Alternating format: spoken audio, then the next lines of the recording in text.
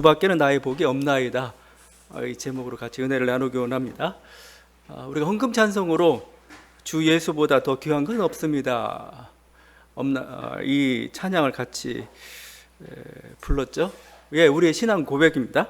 우리는 주님을 사랑하고 주님은 우리에게 가장 소중한 분이죠. 그런데 이어지는 가사가 문제입니다. 이어지는 가사가 우리를 시험에 들게 만들어요. 뭐냐면 이 세상 부귀와 바꿀 수 없네. 2절 이 세상 명예와 바꿀 수 없네. 3절 이 세상 행복과 바꿀 수 없네. 부귀, 명예, 행복, 이건 우리가 가장 추구하는 그거죠. 근데 마치 지금 이 찬송가 가사를 부를 때 우리 마음은 둘이 모순이 되는 것 같아요. 주님을 따르는 것하고 부귀와 영화와 부귀와 명예와 행복을 추구하는 길이 마치 서로 이렇게 모순되는 것, 적대적인 것처럼 우리가 느껴집니다. 물론 그럴 때도 있죠.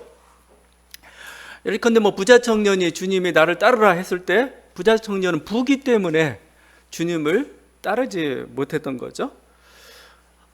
사도 바울은 오직 예수 그리스도를 통해서만 구원받는다, 이 복음을 전하는데 이 유대 혈통이 자기에게 걸림돌이 됩니다. 자기 학문이나 자기 생각이나 자기 어떤 출세나 어떤 뭔가 알라, 이런 것들이 복음을 전하는데 방해가 돼요. 그때는 당연히 부귀나 명예나 행복이라는 게 적대적이죠. 그때는 버려야 되는 거고, 우린 흔쾌히 아니면 우리가 정말 어린 신앙을 우리가 주님을 알았다면 흔쾌히 그렇게 할 겁니다.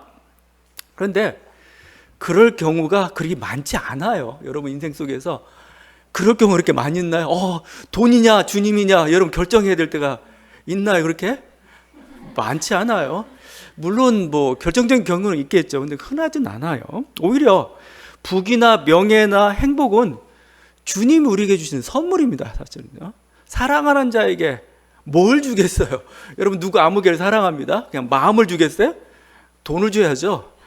뭔가 여러 가지 선물을 주든지 해야 되죠. 그게 사랑인 거죠. 주님은 우리를 사랑하시고 만물의 주관하는 자이기 때문에 여러분의 부귀를 주길 원해요. 명예를 높여주길 원하고 또 여러분 행복하게 만들어주기 주님의 기대예요. 서로 이렇게 배척하지 않습니다. 그러니까 여러분 이 찬양 마음대로 부르세요. 이 찬양은 그냥 노래입니다. 그냥 사랑의 고백이에요. 난 당신을 돈 억만금을 주더라도 당신만 사랑해 이렇게 얘기해야 되지, 난 억만금도 좀 관심 있는데 그래도 그것보다 조금 더 당신 사랑하면 사랑의 고백이 아니죠. 그냥 사랑의 고백일 뿐이다. 이렇게 생각하시길 바랍니다. 지금 시편 시인이 주밖에는 복이 없나이다 라고 이렇게 고백을 하고 있죠. 주밖에는 복이 없나이다. 왜 이 고백을 합니까? 난 다른 거 다 필요 없어. 주님만이 나의 정말 복이야. 나는 이분만 믿고 따르겠어. 물론 그런 점도 있겠지만 그렇게 하는 동기가 있어요. 왜냐하면 자신이 억울해요. 불의를 당해가지고. 근데 내 정의를 회복시켜주는 분이 주님이세요. 다른 사람은 다 아무도 안 듣는데 주님이 나의 피해를, 나의 상한 마음을 위로하시고 권리를 회복해 주셔요. 그러니까 이 고백이 나오는 거죠. 자신을 안전하게 거하게 하고 자신을 행복으로, 즐거움으로 이렇게 주님이 그렇게 나를 인도해 가셔요. 오늘 보면 기업을 주시고 내 재산과 내 생명을 지키신다. 그러니까 뭐예요? 이 찬송을 부를 수밖에 없는 거죠. 주밖에 나의 복이 없습니다. 이거죠. 왜냐하면 주님을 믿고 따랐더니 세상은, 나의 능력은 도무지 이 상황을 극복할 수 없는데 그걸 극복하고 나에게 온전한 부귀와 명예와 행복을 가져다 주셨어요. 그러니까 이 고백을 하고 있습니다. 그러니까 우리가 이 찬송을 부르는데 주저없이 이렇게 부를 수 있기를 바랍니다. 이걸 부르고 이걸 신앙 고백하면 마치 내 돈을 뺏어가고 내 행복을 뺏어가고 내 명예를 뺏어가고, 아닙니다. 오히려 정반대입니다. 여러분을 더 높여드릴 겁니다. 여러분을 더 부귀케 할 겁니다. 물론 이게 정말 갈등을 일으킬 수 있어요. 내가 정말 어떤 선택의 순간이 당할 때가 있습니다. 내가 이 선택을 하게 되면은 정말 나에게 엄청난 부가 주어져요. 근데 내가 이 선택한다는 굉장히 그건 불의한 선택이에요. 우상에 절하는 것 같은 그런 선택일 경우가 있습니다. 그때는 아니죠. 우리는 부귀를 택하지 않습니다. 우리는 주밖에는 복이 없기 때문에 주밖에 우리에게 정말 우리를 어떤 부귀와 우리가 명예를 가져다 줄 분은 주님밖에 없기 때문에 우리는 그 길을 안 가요. 지금 당장은 좋아 보이지만 뭐예요? 결국 내 복이 뺏어갈 거다, 제가. 그걸 우리가 아는 거죠. 그래서 우리는 주밖에는 나의 복이 없나이다 이렇게 하고 있는 거고, 그러니까 사실 이게 우리들이 나는 신앙인들 잘못하면 이게 자꾸 관념 속에, 머릿속에서 빠지는 경우들이 많아요. 그래, 나는 오직 주님만 사랑해, 주님만 사랑해. 주님은 머릿속에서 사랑을 그걸 원하는 게 아니고 실제 우리 삶 속에서요. 삶 속에서 정말 부귀가 하나님 나라를 위하여 필요할 때, 뭔가 내 인생에서 주님이 그 선택을 요구할 때 진짜 선택하는 걸 요구하지. 우리 머릿속에서 그렇게 주님을 사랑해요, 그걸 원하는 것 아니고, 또 부귀가 문제가 되는 건, 그래서 우리가 돈을 많이 벌어가지고 내가 즐겨요, 뭔가 빠져 있어요. 근데 매우 착한 신앙인들은 그걸 괴로워합니다. 좀 그렇게 많지는 않은데 매우 착한 사람들은 내가 왜 이렇게 돈 벌어, 주님 사랑이 내 돈에 빠져가지고, 괜찮아요. 돈 벌었으면 그걸 즐기고 누리는 거 괜찮죠. 자, 여기서 문제가 되는 것은 내가 돈에 빠졌다가 문제가 아니고, 여기서 문제가 되는 건 돈을 선하게 사용하지 않는다는데 문제가 있는 거죠. 돈을 잘 나누고 그걸 잘하는 것이 이게 주님을 사랑하고 사랑하지 않고 이렇게 심각한 차원으로 결단이, 그런 문제는 아니에요. 여러분 정작 머릿속에서만 이러고 있다가는 정말 중요한 순간에 주님을 버려버릴 수도 있어요. 정말 중요한 순간에 내가 어떤 공무원으로서, 아니면 내가 어떤 자리에 있으면서 뭔가 결정을 해야 되는 순간이 있습니다. 근데 그 결정을 해야 되는 순간에 이건 주님의 뜻은 분명히 이렇게 보이고 주님은 이렇게 하라고 하고 있는데 위에서 명령이 내려오고 나는 이렇게 하니까 이게 해야 돼. 그 순간에 어떻게 하겠어요? 그 순간에 주밖에는 복이 없, 내가 주님만 사랑합니다 할 때는 그때는 이쪽을 버리는 거죠. 내 자리가 위태롭더라도 나는 주님의 뜻을 따라 살겠습니다, 이런 고백을 할 수 있다면 이게 정말 주밖에는 나의 복이 없다, 내가 주보다 더 귀한 것은 없다는 그 고백의 실현이라 볼 수가 있습니다. 주님은 땅에 있는 성도들의 부와 명예와 행복에 관심이 있습니다. 왜냐하면 3절 이렇게 되어 있죠. 땅에 있는 성도들은 존귀한 자들이니 나의 모든 즐거움이 그들에게 있도다. 땅에 있는 성도라고 하면 성도, 우리 신앙인들은 그냥 성도란 말이 너무 당연스럽게 여기잖아요. 근데 영어로는 세인츠입니다. 성자입니다. 성자. 근데 세인츠란 표현을 신약에서만 먼저 사용한 게 아니고 시편이 먼저 쓰고 있습니다. 시인이 땅에 있는 자기 시인이니까 시인 자신을 가리킬 때 있고, 이스라엘 선택받은 백성들을 가리킬 때 그들을 뭐라고 표현하면 성자, 그죠? 거룩한 자, 세인츠, 영어로 홀리원이라고 얘기해요. 니네는 거룩하다. 이들을 존귀하다고 합니다. 존귀. 영어로 노블입니다. 노블. 글로리어스입니다. 글로리어스. 나는 영광스러운 존재예요. 나는 존귀한 자라고 얘기하고 있습니다. 이 의미가 뭐냐 하면 땅에 있는 성도라고 얘기했잖아요. 그건 뭐죠? 비유되는 게 있습니다. 비교되는 게 하늘에 있는 천사예요. 하늘의 천사. 하늘에 있는 천사들이 존귀한 자예요. 그들이 마치 거룩한 자처럼 행세하고 있는데, 그와 반면에 땅에서는 인간, 특별히 어떤 존재, 시인과 같은 사람, 하나님이 선택한 이스라엘 백성, 하나님이 그렇게 거룩한 자로 보고 있고 존귀한 자로 여기고 있다는 겁니다. 지금 여기 보면은 나의 모든 즐거움이 그들에게 있다 해서 나가 누군지가 좀 혼란스러울 때가 있습니다. 아마 시편 시인으로 얘기한다 하면은 이건 공동체에 대한 찬양이 될 수도 있는데, 저는 이 나를 하나님으로 좀 보고 싶어요.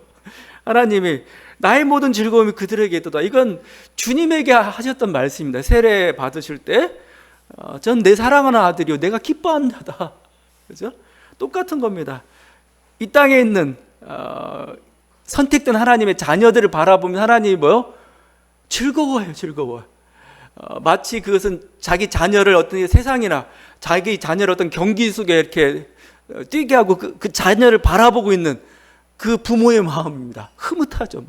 뭔가 기대감도 있고, 그게 존귀한 자, 이게 거룩한 자라는 거죠. 우린 그런 자들이기 때문에 하나님이 우리들에게 부귀를 주기를 원해요. 우리의 명예를 높여주기를 원하는 거, 우리들에게 행복을 가져다 주기를 원한다는 거죠.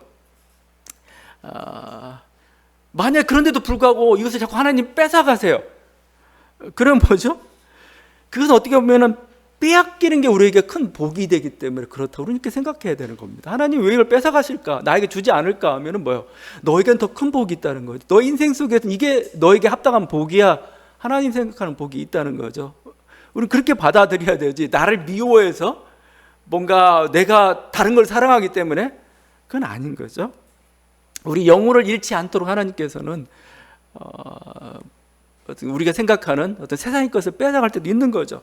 하여튼 그렇지만 하나님 우리를 바라보는 것은 존귀한 자고 모든 즐거움이 거기에 있고 거룩한 자고 그래서 모든 걸 좋은 걸 가장 좋은 걸 주기를 원하신다는 거죠. 그래서 지금 우리가 지금 16편 1편부터 계속 오는데 16편 찬양처럼 부담 없이 부를 수 있는, 물론 부담이 가는 분도 있겠지만 부담 없이 부를 수 있는 찬양 같아요. 왜냐하면 지금 하나님은 뭐요? 사랑하는 자에게 모든 귀한 걸 줍니다. 그 귀한 것 중에 하나가 기업입니다. 기업. 5절이죠. 여호와는 나의 산업과 나의 잔의 소득이시니 나의 분깃을 지키시나이다. 산업, 잔의 소득, 분깃. 그리고 6절이죠. 내게 줄로 재어진 구역은 아름다운 곳에 있다. 나의 기업이 실로 아름답도다. 주님께서 줄로 재어진 구역이 있고 그건 너무 아름답다는 겁니다. 나의 그걸 기업이라고 그러는데 기업은 히브리어로 나할라입니다. 나할라. 이 나할라는 여러분 좀 기억을 해야 됩니다. 영어로 번역은 헤리티지라고 해서 헤리티지 유산으로 이렇게 번역을 하고 있는데 분배받은 땅이라는 의미입니다. 분배받은 땅. 이스라엘이 가나안 땅을 정복을 했어요. 가나안 땅을 정복하고 난 다음에 10지파에게 그리고 지파에 소속된 가문들에게 또 가문에 소속된 각 가족들에게 땅을 분배해 줬어요. 그렇게 분배받은 땅을 나할라.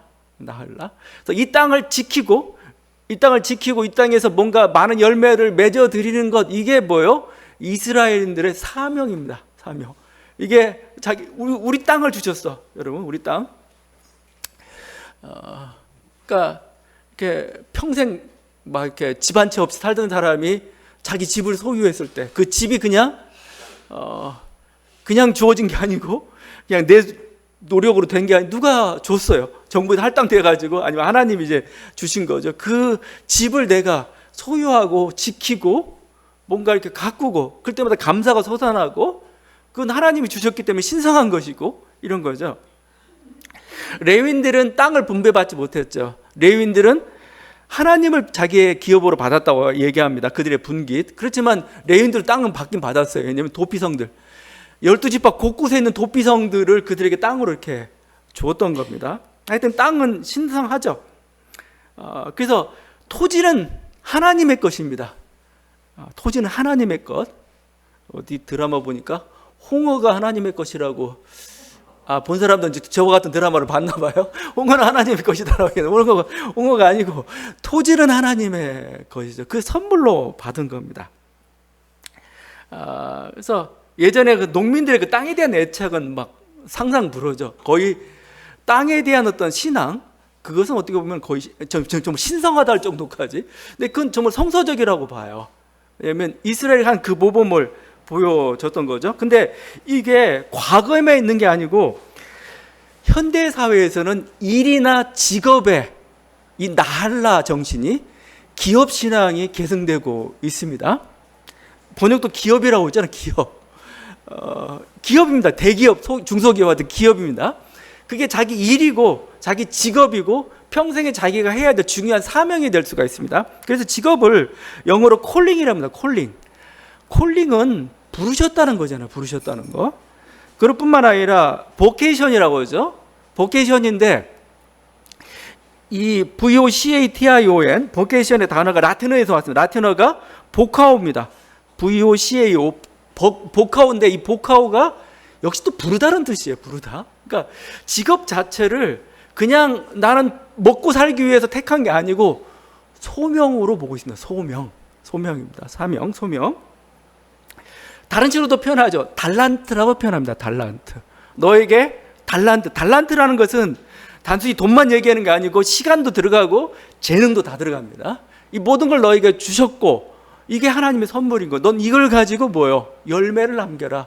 이게 우리들이 이 땅에서 해야 될 일이고, 아직도 나할라 신앙이라고 할 수가 있습니다. 근데 이 땅을 우리에게 주시는데 하나님이 줄로 재어 주셨다는 겁니다. 줄로. 그 장면 한번 연상해. 하나님이 우리 땅 주려고 막 줄재로 막 재고 있습니다. 막 측량계로 막 청량하면서, 자, 이 땅은 아모이한테 줄 거야. 이 땅은 아모이한테 줄 거야. 그 의미가 뭡니까? 여러분 받은 땅 중에 기름진 땅 받으면 얼마나 좋아요? 여기 뭐 시냇가 옆에고 물도 풍부하고 그냥 뿌리기만 하면 농사 얼마나 좋습니다. 근데 반면에 꼭 기름진 땅만 받은 사람들이, 그런 사람이 있는 건 아니잖아요.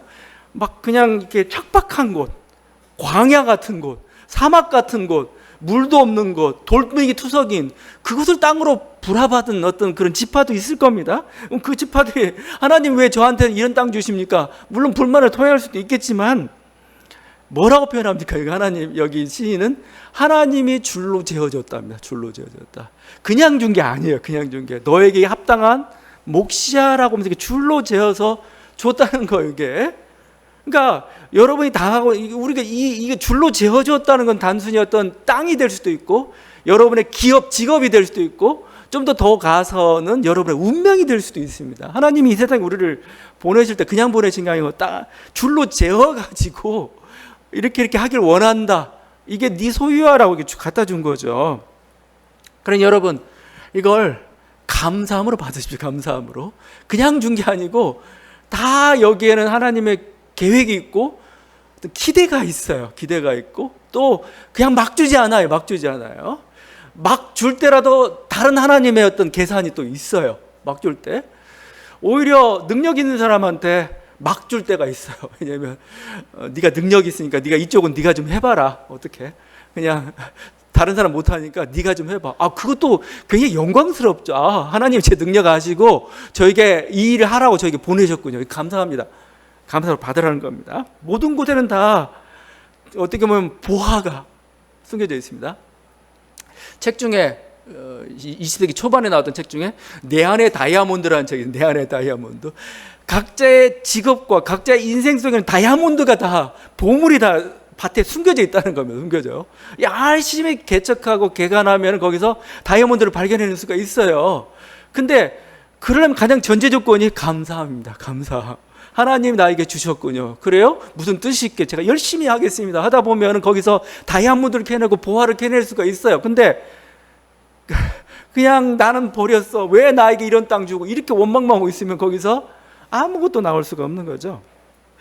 여러분, 평야지대는 풍요롭지만 게을러지기 쉽습니다. 그래서 땅이 기름지다고 해서 무조건 발전하는 건 아니에요. 척박한 곳이면 뭐죠? 부지런해야 되죠. 머리를 써야 되죠. 그러다가 뜻밖의 보물을 만날 수가 있습니다. 여러분, 나름대로 그런 게 모든 게 있어요.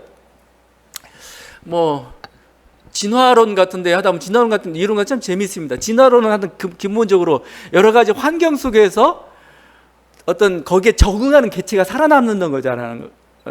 살아남는다는 거잖아요. 근데 제가 보다 보니까 이제 인간의 유전자 연구를 하다 보면은 우리가 비타민 C를 안 먹으면 비타민 C를 외부로 또 공급해야 되죠. 그렇지 않으면 우리가 여러 가지 병들에 걸리고 죽기도 하고 그렇습니다.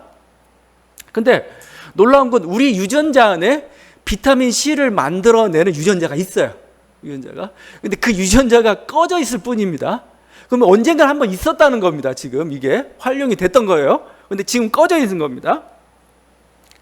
근데 그럼 이 비타민 C를 가지고 있는 유전자가 이렇게 어떤 게 켜진 상태에 있었던 그런 개체가 있었을 텐데 왜 그 개체는 사라지고 꺼진 개체가 살아남았을까? 오히려 퇴화 같은데. 근데 이제 여기서 이제 여러 진화론 이론이 나옵니다. 이건 정식 이론이 아니에요. 제 이론입니다. 저도 미생물학 했으니까 한번 이거 뭘까 해봤을 때 이런 생각을 한번 해봤어요. 비타민 C가 내 안에 있으면 게을러져요. 과일을 찾을 필요가 없어요. 그냥 있는데 뭐하러? 불편하지 않아요. 근데 없는 자들은 불편해요. 뭐든 밖에서 먹어야 돼. 과일이 보이네. 막 먹어. 과일 먹다 보면 과일이 맛있네, 이거. 그래서 다른 여러 가지 것들. 그러다 보니까 부지런히 해야 되고, 머리도 써야 되고, 거기서 느끼는 쾌감도 더 큽니다. 그걸 얻었을 때. 그러니까 또 신체도 건강해졌겠죠. 이제는 비타민 C를 제조해낼 수가 있는 단계까지 이르는 거죠. 여러분, 이게 각자의 몫이라는 게 바로 그런 겁니다. 모든 걸 감사함으로 받으면 그 속에서 우리들에게 뭔가 길이 보여요. 또 보이지 않는. 그 속에서 우리는 더 많은 복들을 얻어낼 수가 있어요. 근데 각자의 대제는 다이아몬드, 하나님이 줄로 재어줬다 이거죠. 그러니까 시편 시인도 지금 고백하고 있는 거예요. 내가 바벨론 땅에 포로로 지금 끌려왔을지 모릅니다. 지금. 그래서 막 그렇게 아주 척박하게 살고 있는데 아니라는 거야. 하나님이 나의 운명은 하나님 줄로 재워줘가지고 이곳에 나에게 일을 하도록 맡기셨고, 난 여기서 지금 보물을 발견하면서 기뻐하고 있어. 그렇죠? 자, 하나님을 찬양하는 이유는 이뿐만 아니고 우리에게 안전과 기쁨을 가져다 주기 때문이죠. 오늘 시편 시인의 찬양, 이 확신으로 가득 차 있습니다. 9절과 10절입니다. 나의 마음이 기쁘고 나의 영도 즐거워하며 내 육체도 안전히 살리니 이는 주께서 내 영혼을 수월에 버리지 아니하시며 주의 거룩한 자를 멸망시키지 않으실 것임이니이다. 그죠? 내 육체도 죽거나 상하지 않도록 해요. 여러분, 그냥 영혼의 기쁨만이 아니에요. 이 사람 얘기하고 있는 게 내 육체도 죽지 않고 상하지 않고 안전하게 보존해 주신다. 왜냐하면 하나님이 나를 기뻐하시고 나는 주의 거룩한 자, 하나님이 나를 함부로 이렇게 버리지 않는다는 겁니다. 그 확신을 가지고 얘기해요. 심지어는 내 영혼을 수월 곧 죽음의 세계로 빠뜨리거나 멸망시키지 않습니다. 이 수월의 세계는 정말 어둠의 세계고 그냥 망각의 세계고죠. 그 속에서는 하나님을 찬양할 수도 없는 그런 것이죠. 하나님은 그곳을 우리를 속히 보내지 않는다는 겁니다. 우린 주의 거룩한 자이기 때문에. 여러분, 이 말씀을 인용하고 있는 게 사도행전 2장이에요. 그 오순절에 사도 베드로가 예수님의 부활을 설명하면서 이 말씀을 인용을 했습니다. 주의 거룩한 자로 썩지 않게 하시리라. 왜 주님은 부활했는가? 뭐 여러 가지 이유를 갖다 댈 수 있는데 부활한 이유는 뭐예요? 주님이 사랑하는 자이기 때문에 그렇습니다. 주님이 사랑하는 자의 시신이 썩어가지고 문드러지는 걸 하나님을 견딜 수가 없는 거죠. 그럼 뭐예요? 그 육체를 살려낸 겁니다. 그게 부활인 거죠. 거룩한 자라 이건 그런 어둠과 망각의 세계 속에서 썩음의 세계 속에 있도록 하지 않다는 거죠. 마찬가지입니다. 주님 우리를 살리실 것입니다. 우리는 영원한 세계 가운데 살 것을 우리가 믿습니다. 왜 그러냐면은 우리를 사랑하기 때문에 그래요. 이게 사랑의 힘입니다. 사랑의 힘. 사랑도 하고 내가 능력도 있어요. 그럼 살려야 되죠. 우리의 문제는 사랑을 하지만 능력이 없다는 거잖아요. 하나님은 사랑도 하고 능력도 있는데 안 살릴 이유가 없습니다, 여러분. 그래서 우리 부활에 대한 어떤 희망들을 가지고 있는 거죠. 지난 주간에 엘리자베스 여왕의 장례식이 있었습니다. 저는 우연히 TV를 틀다가 CNN하고 BBC에서 하는 그 장면을 한 5시간을 그냥 봤어요. 그냥 처음부터. 그래서 너무 하나님이 계시었던 것 같아요. 근데 너무 보면서 5시간인데 지루하지가 않아요. 왜냐면 이렇게 굉장히 장엄합니다. 엄청 장엄하고 정말 정중하면서도 정말 의식들이 너무 훌륭해요. 하나씩을 보면서 영국은 정말 전통의 나라 같습니다. 마치 그 느낌이 뭐가 들었냐면 한 여전사의 죽음을, 여러분이 이제 드라마 많이 보다 보면 한 전사가 죽었습니다. 왕이에요. 전사 왕이죠. 그가 죽었을 때 장례식, 그 느낌이 굉장히 많이 들었죠. 그 영국 해병이 관을 앞뒤로 이렇게 가고, 그 다음에 그 속에 들려왔던 이 조종 소리들 하면서 여러 가지 것들을 참 생각하게 하고 뭉클하게 했던 세계의 장례식이라고 정말 할 정도의 그런 거였죠. 근데 아무리 그렇게 정중하게 의식을 잘해서 우리가 보낼지라도 뭐요? 우리 육신은 썩을 수밖에 없어요. 우리 육신은 그냥 그 인상적인 장면 중 하나가 그거죠. 그 마지막 그 윈저궁에서 이제 그 지하에다 안치하는 그 모습입니다. 마지막 장면에 이렇게 그 시종장인가요? 그가 이 막대기를 다 꺾어요. 꺾으면서 저 무슨 뜻일까? 제 생각은 그렇습니다. 그냥 이제 당신을 섬기는 일에서 나는 이제 해방됐습니다. 그런 걸로 꺾어서 놓고. 그 장면도 의식적이지만 마지막 장면에 이제 파이프 오르간을 부르면서 이제 그 파이프 오르간 부르면서 밑으로 지하로 한 사람이 이제 내려가는 장면이 끝나요. 그걸로 끝이에요. 네, 그 장면이 참 인상적이에요. 우리도 전부 다 지하의 세계로 이렇게 흩어져 가고 사라져 버릴 겁니다. 아무리 세계의 장례식일지라도. 그렇지만 뭐죠? 그 세계 장례식 중간중간에 흘러나오는 찬양과 예배 속에서의 가장 공통적인 기도는 뭐냐면 하나님 우리를 불쌍히 여기소서였어요. 우리는 아무리 왕이고 우리는 아무리 화려한 장례식을 치를지라도 뭐예요? 결국 다 죽고 썩어질 것이지만 결국 우리를 살리실 분은 당신밖에 없습니다. 이거 보기죠. 주님, 우리 여왕을 다시 살려주십시오. 또 우리들이 죽으면 그 맞이하는 그 순간 우리도 다시 살기를 원합니다. 그래서 주님 우리를 불쌍히 여기소서. 이 찬양이 계속 처음부터 끝까지 이렇게 되는 거죠. 마음에 감동을 받았습니다. 마음에 감동을 받은 반면에 또 좀 인상을 찌푸리는 하나의 얘기도 소식도 있어요. 우리나라 대통령이 거기 조문을 갔는데 조문을 못했다는 겁니다. 좀 빨리 출발하지. 제일 지각하는 사람이 제일 싫은데. 근데 지각이 문제가 아니었던 거예요. 지금 앞뒤를 따져보니까 지각이 아니고 뭔 이상한 소문이 자꾸 들리는데 그럴 가능성도 있어요. 장례식에 가면 여러 가지 우리들이 뭔가 금기사항들 많이 있죠. 그런 것들에 대한 우려 때문에 못 갔다는 얘기도 막 들리고 여러 가지가 나와요. 뭐 청와대 옮길 때도 마찬가지였죠. 뭐 별하별 얘기를 갖다 붙이지만 주술적인 거예요. 난 언론을 보면 참 웃겨요. 언론은 뭐 나름대로 정치적 의미와 해석들을 해내지만 보니까 그냥 단순해요. 거기 터가 세. 그냥 가기 싫어. 그것밖에 없어요. 지금 대통령과 그 부인의 어떤 이런 어떤 주술과 미신이 지금 심각한 수준입니다. 우리는 물론 그냥 뭐 사주팔자 볼 수 있어요. 그냥 심심풀이로 볼 수가 있습니다. 궁금하기도 하잖아요. 보기도 하고 누구는 거기서 위로를 받기도 하고 저는 뭐 그 정도는 그냥 하나님도 봐준다고 생각해요. 근데 문제는 그걸 실천으로 옮기면 문제입니다. 이건 그냥 궁금해서 볼 수는 있겠는데 그걸 자기 행동으로 옮기는 순간, 나라의 지도자가 그걸 행동으로 옮기기 시작하는 순간 그건 엄청난 일이죠. 여러분, 사탄의 전략이라는 게 있어요. 사탄의 전략은 뭐냐면은 뒤로 주고 말로 바뀝니다. 무슨 말이냐면 사탄의 길을 쫓아가면 처음엔 괜찮은 것 같아요. 처음엔 잘 나가는 것 같습니다. 처음엔 모든 위험도 막아주는 것 같습니다. 그런데 결정적으로 여러분의 영혼을 뺏어버리게 합니다. 여러분의 영혼을. 그리고 여러분의 영혼을 완전히 나락에 빠뜨려가지고 악의 도구로 만들어버립니다. 그걸 못 봅니다. 그걸. 뒤로 몇 개 받을지 모르겠지만 여러분이 말로 받을 날이 곧 다가옵니다. 주술에 빠진 신앙이죠. 그래서 여러분, 우리 하나님 신앙이라는 게 단순히 이건 뭐 하나님을 믿느냐 안 믿느냐 그런 차원을 떠나서 인간을 주체적으로 만드는 것, 인간을 자유롭게 만드는 것, 이 세상은 어차피 하나님께서 우리들의 선택과 책임에 의해서 굴러가도록 만들어진 세상이에요. 인간의 주체성이 중요합니다. 여러분의 결단이 중요합니다. 이것을 막는 것들은 악입니다. 사실은요. 악이고, 사실 여러분 미래를 안다고 해서 무슨 소용이 있어요, 그게? 여러분이 행동하지 않으면, 여러분이 그렇게 살지 않으면 그 미래는 오지 않아요. 여러분의 사실 주체적인 행동 자체가 사실 미래예요. 여러분 머릿속에 가지고 있는 꿈이 사실은 미래예요.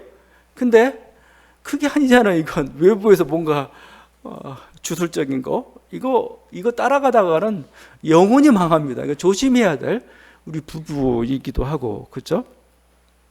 그러니까 이게 참 안타까운 여러 가지 하여튼 모습들입니다. 여기 우상을, 다른 신을 섬기지 않겠다.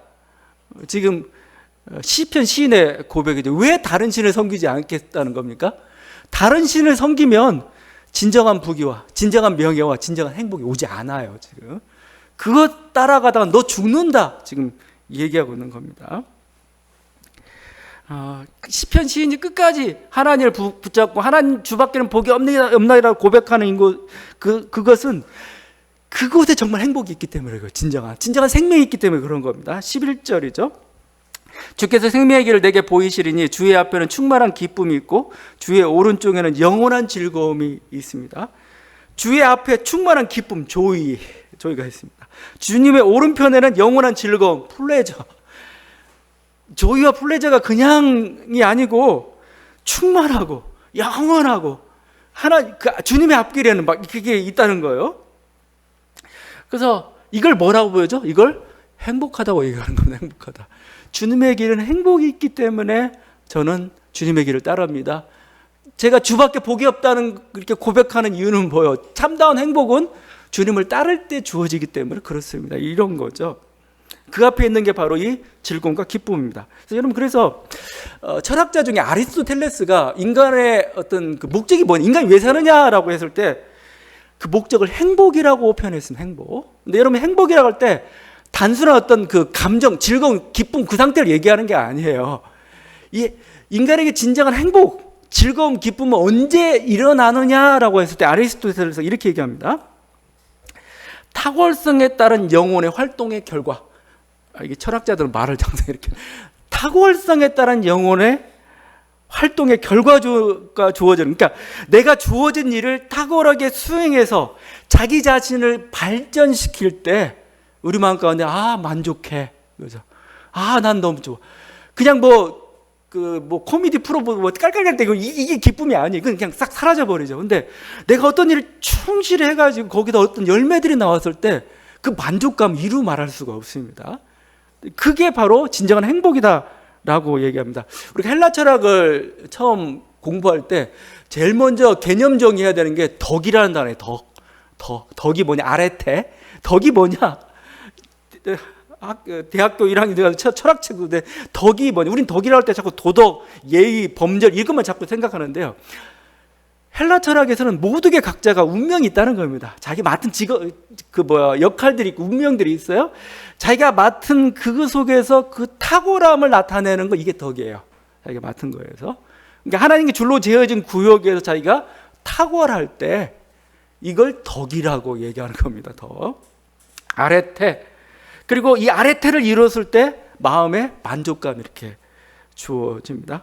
근데 아리스토텔레스의 이 행복이 더 훌륭한 것은 플라톤의 행복이나 소크라테스 행복과 또 달라요. 이건 우리 신앙인들 좀 봐야 될 건데, 플라톤의 행복은 뭐예요? 그냥 하늘나라의 행복이에요. 우리 저 세상에서 행복 누리자, 하나님 나라가 행복 누리, 그 말이 마찬가지입니다. 소크라테스 행복은 뭐예요? 마음의 행복이에요. 마음의 행복. 세상은 뭐 할지라도 내 마음이 안 그런 걸. 그래서 준 행복입니다. 근데 아리스토텔레스는 인간을 육체적 존재임을 고백을 합니다. 육체적 존재이기 때문에 육체적 행복도 중요하다 얘기합니다. 그런 어떤 정신적 행복 외에도 육체적 행복도 중요해가지고 내가 건강한 거, 내 육체가 뭐죠? 최대한도의 기능을 발휘하는 거, 이걸 육체적 행복이라고 얘기합니다. 그럴 뿐만 아니라 부귀나 명예나 사회적 관계가 좋은 외적인 행복도 중요하다 얘기합니다. 이 모든 것들이 아우러져서, 그니 가장 최상의 행복은 뭐예요? 탁월함의 일의 행복이죠.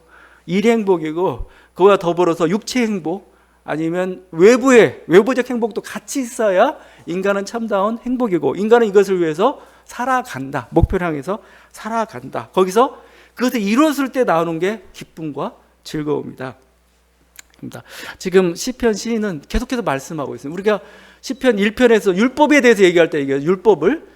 그 다음에 계속해서 율법에 대한 찬양하면서 인상적인 표현이 뭐냐 하면은, 율법은 뭐요? 송이꿀보다 더 달다라고 해요. 송이꿀보다 더 달다. 율법은 딱딱하고 율법은 매서운 건데 그들은 송이꿀보다 더 달다라고 얘기합니다.